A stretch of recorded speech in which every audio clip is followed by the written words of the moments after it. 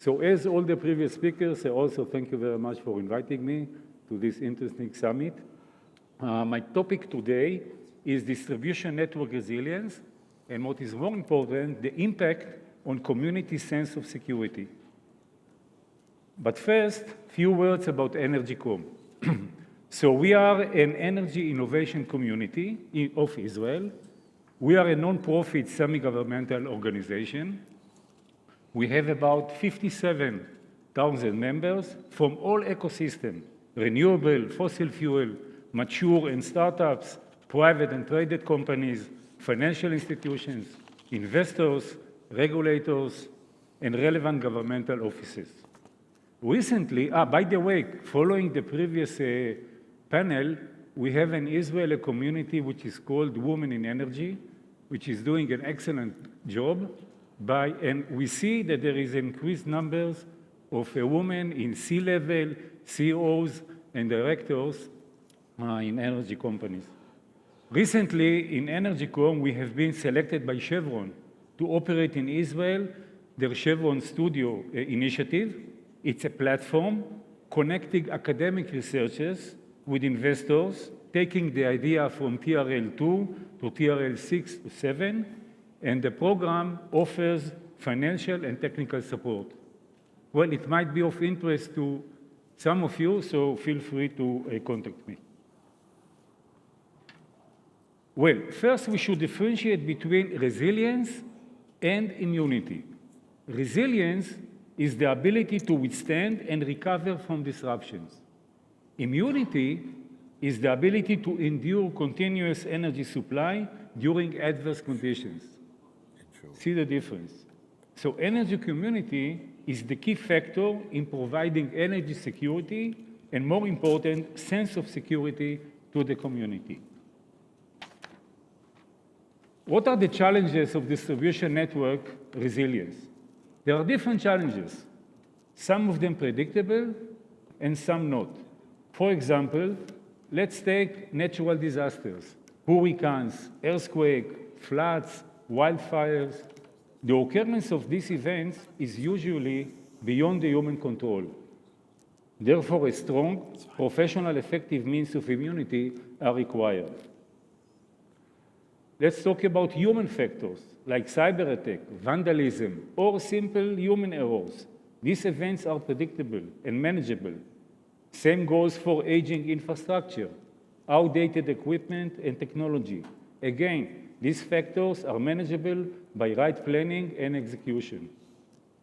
And regulatory and financial constraint, it relates to policy barriers and limited resources. So the bottom line is that except for natural disaster, all other challenges are manageable in the sense that one can prevent them upfront. And how to do it? What are the key components of a resilient distribution energy network? So let's dive into the main elements, focusing on the implementation level. First, infrastructure. Robust physical structures, such as, for example, substation and underground power lines, I intentionally indicate these two elements. The substations are existing proven technology. Same for the power lines. But high percentage of them are upper lines, which means high probability of destruction during disaster time. Second is redundancy. The meaning of redundancy is trivial, preventing single point of failure. In the midst of distributed energy era, the solutions are there, and I'll elaborate later. Thirdly, automation. The function of automation is to endure fast response. We are looking at, for example, smart meters, smart grid, and automated system for management and control. Last but not least, cybersecurity. Today, we can't avoid the exponentially digital threats, so this part of the overall activities ensuring network resilience. So we identify factors for distribution network resilience. Let's discuss one of them, technology. It seems that we don't have to invent the wheel. All components are there. Smart grids enable real-time monitoring and automated response. IoT sensors allow early detection of faults and failures. Artificial intelligence, a tool for predictive analytics for maintenance and load management. And blockchain provides secure and transparent energy transactions. With these elements, we can perform the relevant activities such as grid modernization, which means upgrading infrastructure and integrating smart technologies. Decentralization, incorporating distributed energy resources like solar and wind. Predictive maintenance, using data analytics to foresee and address issues. And microgrid, localized grids that can operate independently. Speaking about microgrids, one must carefully analyze the interaction between microgrid and national grid. For our discussion, microgrid is resilient during outages, while national grid is vulnerable to widespread outages. On the other hand, microgrid is limited in scale, while national grid has a broad coverage and enjoys economies of scale. So, on one hand, the current trend is to expand local networks, enabling small communities to be self-supported. On the other hand, the national grid is the energy system backbone. So the bottom line here is that for achieving network resilience, we should adopt a holistic approach, maximizing the benefits of both energy structures and minimize the disadvantages of each one of them. Another factor which plays a major role is policy and regulation. It is known that regulation is lagging behind technological innovation. Well, advanced governments can promote resilience by means of grants, incentive, fast response to market needs, and regulatory mitigation where it is necessary. The success of implementing policy and regulation depends on collaboration, such as public-private partnerships, and in the same way, community engagement is a precondition to a successful plan.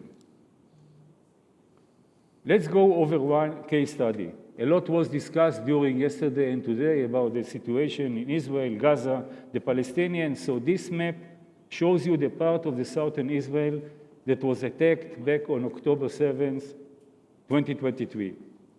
For 8 to 36 hours, people were without electricity, while a real war had happened outside their homes. I'm using this example to demonstrate the importance of a robust distribution network on the security of supply in times of war or any other disaster. On October 19, the Tkuma Directorate was established with the mission to return and settle communities.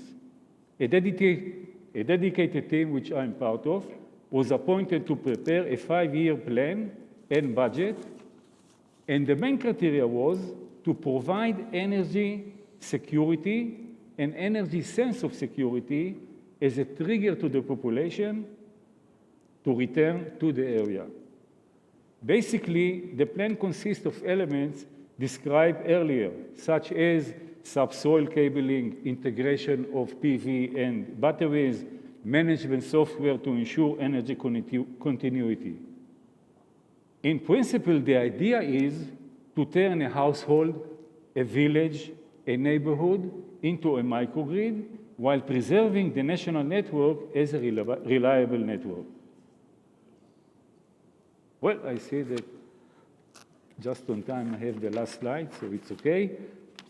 So to sum up, it's a combined effort of all energy ecosystem, including operators, regulators, municipalities, equipment and software suppliers, and the local civilian communities.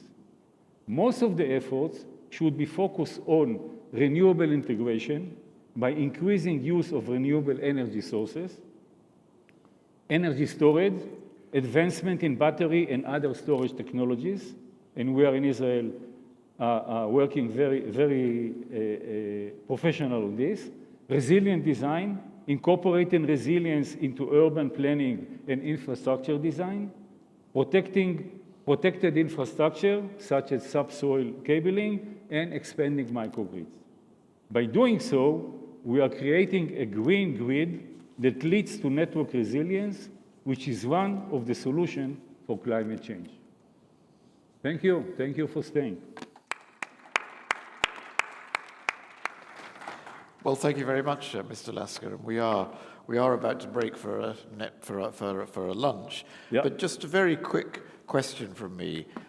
With this in place, would this have avoided what happened in Spain earlier this year? Yeah, well, the issue in Spain is very, is very controversial. You ask 10 people, you get 10 different answers. But I believe that, as I said, a kind of a combination, an integration between local networks and the grid and the national grid is the right solution, because in energy, the main criteria in energy is the safe of supply. And in telecommunication, if there is no telecommunication, 2 hours, 4 hours, okay, it's not convenient, but nothing is happening. In electricity, you have to make sure that you can supply 24/7, 365 days. And in order to do so, you need to have a lot of backup, a backup of local networks and national networks.